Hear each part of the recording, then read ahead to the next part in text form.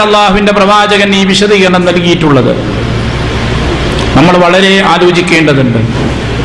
നബി കരീം സല്ലല്ലാഹു അലൈഹി വസല്ലമക്ക് സ്വലാത്ത് ചൊല്ലണം എന്ന് പറയുന്ന ആയത്ത് അവതരിച്ചു.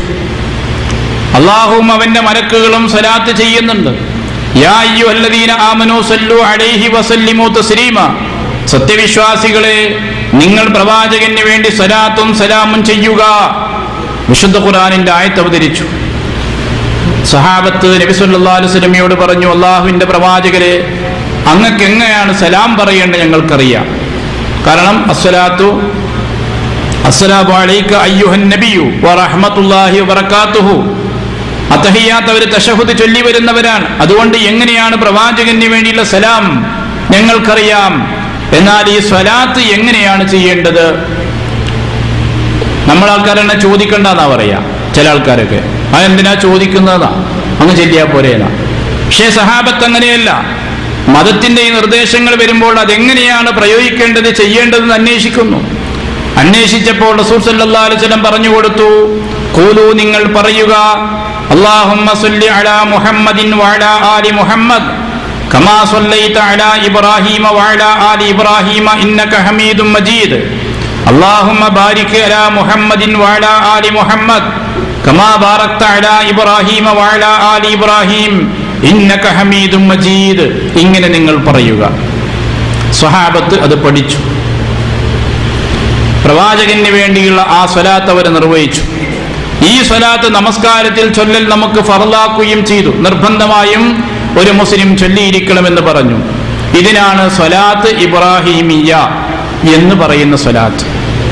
മുസ്ലിം ലോകത്ത് രണ്ടഭിപ്രായമില്ലാതെ എല്ലാവരും ചൊല്ലുന്ന സ്വലാത്താണത്.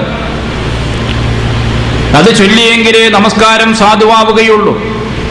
അത്രയും കൃത്യമായും പഠിപ്പിക്കപ്പെട്ട സ്വലാത്ത് ഹദീസിന്റെ ഗ്രന്ഥങ്ങളിലുണ്ട്, ഫിഖ്ഹിന്റെ ഗ്രന്ഥങ്ങളിലുണ്ട്, നമസ്കാരത്തെക്കുറിച്ച് പഠിപ്പിക്കുന്ന ഗ്രന്ഥങ്ങളിലെല്ലാം ഈ സ്വലാത്ത് കാണാം.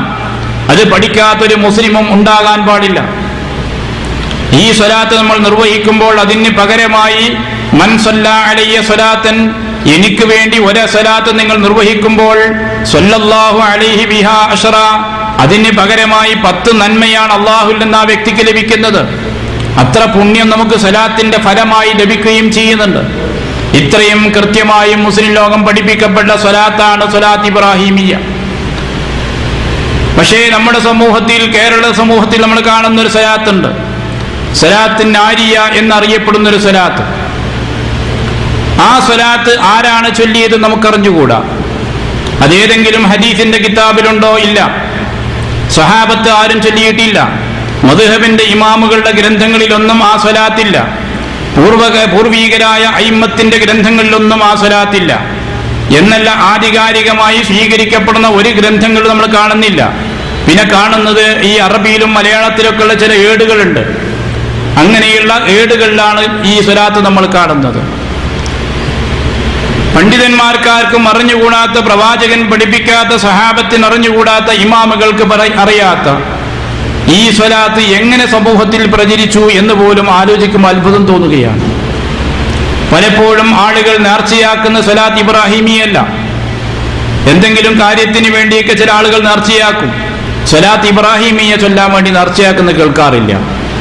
നാരിയ സ്വലാത്ത് 40,000 ഒക്കെ ചൊല്ലാൻ വേണ്ടി നേർച്ചയാക്കുന്ന കേൾക്കാം. എങ്ങനെയാണ് ഈ അടിസ്ഥാനമില്ലാത്ത, ഗ്രന്ഥങ്ങളില്ലാത്ത ഈ ഒരു സ്വലാത്ത് ഇത്രയധികം പ്രചരിച്ചു പോയി നമുക്ക് മനസ്സിലാക്കാൻ കഴിയുന്നില്ല. ചില ആളുകൾ പറയുന്നത് അഫ്ഗാന്റെ ഭാഗത്തെങ്ങാനും ഇബ്രാഹിം നാസി എന്ന് പറയുന്നൊരു വ്യക്തി ഉണ്ടായിരുന്നു. അയാളാണത്ര ഈ സ്വലാത്ത് എഴുതിണ്ടാക്കിയത്. അതും ഈ സമീപകാലത്ത് ജീവിച്ച ഏതോ ഒരു ത്വരീഖത്തിന്റെ ആളായിരുന്നു അയാൾ എഴുതിണ്ടാക്കിയതാണെന്നാണ് ചില ആളുകൾ പറയുന്നത്. അതും രേഖാമൂലം ഇതുവരെ കാണാൻ സാധിച്ചിട്ടില്ല.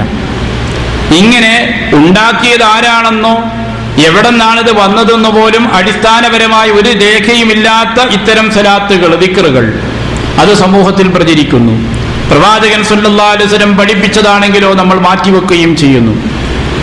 ഈ സമീപനം സ്വീകരിക്കുന്ന ആളുകളെ സംബന്ധിച്ച് പണ്ഡിതന്മാർ പറഞ്ഞ ഒരാശയമുണ്ട്. അള്ളാഹുവിന്റെ പ്രവാചകനെ മാറ്റി നിർത്തിക്കൊണ്ട് ഇത്തരം ആളുകൾക്ക് നിങ്ങൾ പ്രാമുഖ്യം നൽകുമ്പോൾ നിങ്ങൾ പ്രവാചകനോട് ചെയ്യുന്ന ധിക്കാരവും അപമര്യാദയും കൂടി അതിലുണ്ട് എന്ന് ചില ഇമാമുകൾ രേഖപ്പെടുത്തിയിട്ടുണ്ട്. മാത്രവുമല്ല, ഈ സ്വലാത്ത് അതിൽ കുറച്ചേ സ്വലാത്തുള്ളൂ. അല്ലാഹുമ്മ സല്ലി സ്വലാത്തൻ കാമില വസല്ലിം സലാമൻ താമൻ അലാ മുഹമ്മദിൻ, സ്വലാത്ത് അത്രയുള്ളൂ അതിൽ. പിന്നെ അങ്ങോട്ട് പറയുന്നതൊക്കെ നമ്മുടെ കെട്ടുകൾ അഴിയുന്നത്, പ്രശ്നങ്ങൾ പരിഹരിക്കുന്നത്, ആവശ്യങ്ങൾ പൂർത്തീകരിക്കപ്പെടുന്നതെല്ലാം റസൂലിനെ കൊണ്ടാണെന്നാണ്. അതെല്ലാം പ്രവാചകനെ കൊണ്ടാണ് ഈ ലോകത്ത് നടക്കുന്നത് എന്നാണ് അതിന്റെ ബാക്കി ഭാഗം പറയുന്നത്. അങ്ങനെ നബി സല്ലല്ലാഹു അലൈഹി വസല്ലമയെ കൊണ്ട് തവസ്സുലാക്കിക്കൊണ്ടുള്ള ഒരു സ്വലാത്താണത്. അതുകൊണ്ട് തന്നെയും ആശയപരമായും ആ സ്വലാത്ത് സ്വീകാര്യമല്ല. പ്രവാചകൻ പഠിപ്പിച്ച ഈ സ്വലാത്ത് നമ്മുടെ കയ്യിൽ ഉണ്ടായിരിക്കെ അത് മാറ്റിവെച്ചുകൊണ്ട് ഇതൊരു പുണ്യ സ്വലാത്താണെന്ന് വിചാരിച്ച് നമ്മൾ ചൊല്ലുമ്പോൾ ആ സ്വലാത്ത് കൊണ്ട് നമുക്ക് പരലോകത്ത് പുണ്യമല്ല ലഭിക്കുക. അപ്പൊ അതുകൊണ്ട് തന്നെ നമ്മുടെ ജീവിതത്തിൽ നാം ചെയ്യുന്ന ഏത് കർമ്മവും അത് സ്വാലിഹായ കർമ്മമാവണമെങ്കിൽ അടിസ്ഥാനപരമായി നമ്മൾ പരിശോധിക്കേണ്ടത് ഇസ്ലാമിൽ അതിന് മാതൃകയുണ്ടോ എന്നതാണ്. നബി സല്ലല്ലാഹു അലൈഹി വസല്ലം മുസ്ലിം ഉമ്മത്തിന് വരാനിരിക്കുന്ന രോഗവും അതിന്റെ ചികിത്സയും നിർണയിച്ചിട്ടുണ്ട്. ഒരുപാട് അഭിപ്രായ വ്യത്യാസങ്ങൾ മുസ്ലിം ലോകത്ത് വരും. പ്രവാചകന്റെ ഉമ്മത്തിൽ അഭിപ്രായ വ്യത്യാസങ്ങൾ വരും. ഒരാളൊരു കാര്യം ചെയ്യുന്നു, മറ്റേയാൾ അത് ചെയ്യരുതെന്ന് പറയുന്നു, മൂന്നാമത്തെ ഒരാള് ചെയ്യാണ്ടിക്ക് എന്ത് ആയിക്കോട്ടെ എന്ന് പറയുന്നു. ഇങ്ങനെയൊക്കെയുള്ള അഭിപ്രായ വ്യത്യാസങ്ങൾ പല വിഷയങ്ങളിലും മുസ്ലിം ലോകത്ത് വരും. അങ്ങനെയുള്ള ഭിന്നതകളും വീക്ഷണ വ്യത്യാസങ്ങളും അഭിപ്രായങ്ങളും കാണുമ്പോൾ ശരിയും തെറ്റും നിങ്ങൾക്ക് തിരിച്ചറിയാൻ എന്ത് വേണം? ഈ രോഗത്തിന് ചികിത്സയുണ്ട്. മാ അന അലൈഹി വഅസ്ഹാബി, ഞാനും എൻ്റെ സ്വഹാബികളും സ്വീകരിച്ചത്. ഫഅലൈക്കും ബിസുന്നതി വസുന്നതിൽ ഖുലഫാഇർ റാഷിദീൻ, എൻ്റെ സുന്നത്ത് നിങ്ങൾ മുറുകെ പിടിക്കുക. പ്രവാചകന്റെ മാതൃക സ്വീകരിച്ചുകൊണ്ട് രാജ്യഭരണം നടത്തിയിട്ടുള്ള ഖുലഫാഉർ റാഷിദുകൾ അബൂബക്കർ, ഉമർ, ഉസ്മാൻ, അലി റളിയല്ലാഹു അൻഹും, ഈ മഹാരഥന്മാരായ സ്വഹാബികൾ, അവരുടെ ചര്യ നിങ്ങൾ അവലംബിക്കുക. അത് മാത്രമാണ് പരിഹാരം. അതേ പരിഹാരമുള്ളൂ. നൂറ്റാണ്ടുകൾക്ക് ശേഷം വന്ന ആളുകൾ ഉണ്ടാക്കി എന്നുള്ളത് പരിഹാരമല്ല. അവരിലേക്ക് നോക്കാൻ നമ്മളോട് പറയുന്നില്ല. പ്രവാചകൻ രോഗത്തിനുള്ള ചികിത്സ പറഞ്ഞത് നിങ്ങൾ പരിശോധിക്കേണ്ടത് എന്റെ ചര്യയിലുണ്ടോ, ഖുലഫാ റാഷിദുകളുടെ ചര്യയിലുണ്ടോ, സ്വഹാബത്തിന്റെ മാതൃകയുണ്ടോ? എങ്കിൽ അത് സ്വീകരിക്കുക, ഇല്ലേ അത് മാറ്റിവെക്കുക. ഇതാണ് ഒരു കാര്യം. പരലോകത്ത് പുണ്യം കിട്ടുമോ ഇല്ലയോ എന്ന് നമുക്ക് ആലോചിക്കുവാനുള്ള വഴി.